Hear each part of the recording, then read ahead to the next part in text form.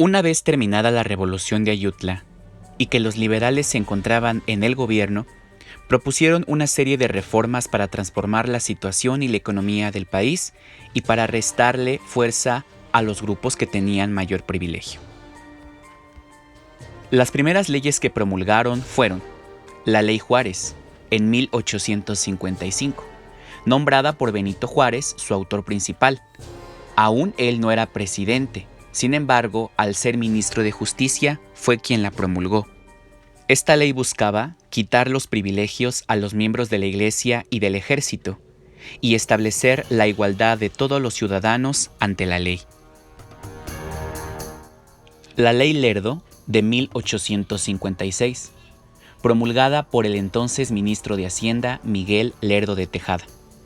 Esta ley buscaba propiciar el progreso económico, poniendo en circulación todos los bienes y las capitales de las corporaciones civiles y eclesiásticas.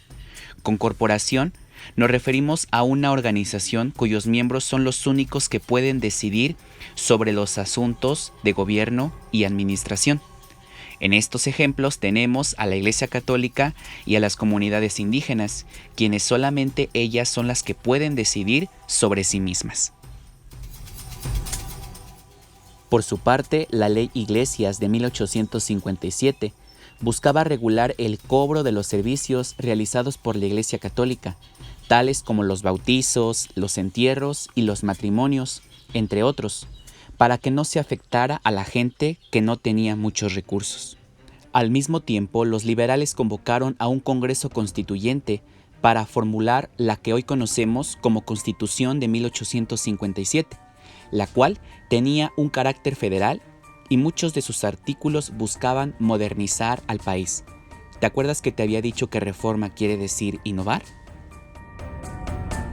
Sin embargo, en el Partido Conservador algunos miembros de la Iglesia Católica, militares y terratenientes, o sea, personas que tenían en su posesión grandes extensiones de tierra, se opusieron a estas legislaciones porque afectaban los privilegios que ya tenían desde la época virreinal. Por ejemplo, antes de la promulgación de estas leyes, si un sacerdote o un militar cometía algún delito, no podía ser juzgado por la ley, ya que contaba con algo que se le llamaba fuero. Un fuero era un privilegio que se le otorgaba, de tal forma que no se le podía castigar. Esta situación de inconformidad daría origen a una nueva guerra. Los conservadores se alzaron contra el gobierno y buscaban el apoyo de los países extranjeros para evitar así que se aplicaran las nuevas leyes. A continuación te voy a presentar algunas de las disposiciones de las que hablaba la Constitución de 1857.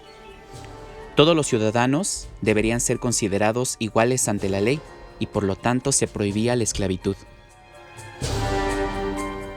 La enseñanza de México es libre, es decir, en las escuelas cada quien tenía la libertad de poder enseñar el credo o religión que quisiera. En México hay libertad de expresión, de organización, es decir, cada persona puede dedicarse al trabajo que más le guste o le convenga. Y con esto también, todo trabajo debería ser remunerado, es decir, deberían pagarlo. Ninguna persona o grupo puede tener privilegios que afecten al resto de la población y por lo tanto quedaban prohibidos los castigos corporales de cualquier especie. Se prohíbe que todas las corporaciones civiles y eclesiásticas tengan o administren propiedades, ya sea en el campo o en la ciudad, como pueden ser casas, haciendas o tierras de cultivo. Esta Constitución también hablaba de que en las faltas del presidente de la República o en su ausencia total, mientras elegía un sustituto, tomaría el poder el presidente de la Suprema Corte de Justicia.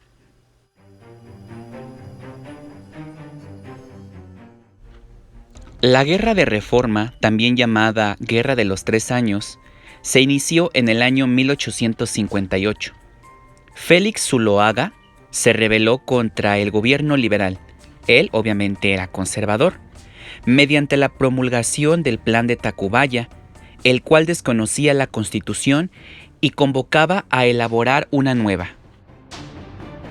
El principal motivo de este conflicto fue que el grupo conservador, la Iglesia Católica y gran parte del ejército rechazaban la Constitución porque afectaba sus fueros y sus propiedades, les quitaba privilegios. Es por ello que los conservadores lucharon para defender estos privilegios y los de la Iglesia. Por otro lado, obviamente los liberales defendían el cumplimiento de la Constitución que acababan de formular. Tras el estallido de la guerra, el presidente Ignacio Comonfort, sí, te acordarás que él fue el presidente que quedó luego de que terminara la Revolución de Ayutla, se vio obligado a abandonar el país, y de acuerdo con lo establecido en la Constitución, lo sustituiría el presidente de la Suprema Corte de Justicia, Benito Juárez. Pero los conservadores no se quedaron así, con los brazos cruzados. Entonces se apoderaron de la capital y nombraron presidente a Félix Zuloaga. Así es, el mismo que se había rebelado primero contra el gobierno liberal mediante la promulgación del Plan de Tacubaya. De esta forma, el país contó con dos presidentes. Benito Juárez, del lado liberal, quien gobernó desde Veracruz, y Félix Zuloaga, por el bando conservador, quien tuvo su sede de gobierno en la Ciudad de México, en la capital del país. La guerra de reforma trajo muchos desórdenes en el país. Dividió a toda la población en dos bandos. Durante la lucha, ambos ejércitos recurrieron incluso al reclutamiento forzoso para engrosar sus filas, es decir, obligaban a la gente a unirse como soldados. Esta lucha se dice que fue la más sangrienta y la más brutal de todas las guerras que tuvo nuestro país durante el siglo XIX, es decir, posterior incluso a la Guerra de Independencia. Finalmente, los liberales ganaron esta guerra, vencieron a los conservadores, y en 1861, Benito Juárez hizo su entrada triunfal a la Ciudad de México para así poder establecer su gobierno. Aquí puedes observar una imagen donde Benito Juárez está entrando al Zócalo de la Ciudad de México para tomar la presidencia de la República. ¿Recuerdas la entrada del ejército trigarante en la consumación de la independencia? Se dice que las calles de la ciudad se llenaron de alegría por el recibimiento del nuevo presidente y el vencimiento del ejército conservador. Mientras sucedía la guerra de reforma, el gobierno de Juárez promulgó las llamadas leyes de reforma, con el propósito de limitar aún más la influencia de la Iglesia Católica en la vida económica y política del país. A continuación voy a mencionarte un resumen del contenido de estas leyes.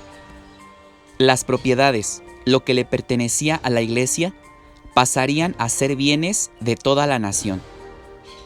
Los nacimientos, matrimonios y las defunciones, o sea, las muertes, solo podrían ser reconocidas por el registro civil. El gobierno administraría ahora los hospitales, los cementerios y todos los establecimientos de beneficencia sin que la Iglesia pudiera intervenir.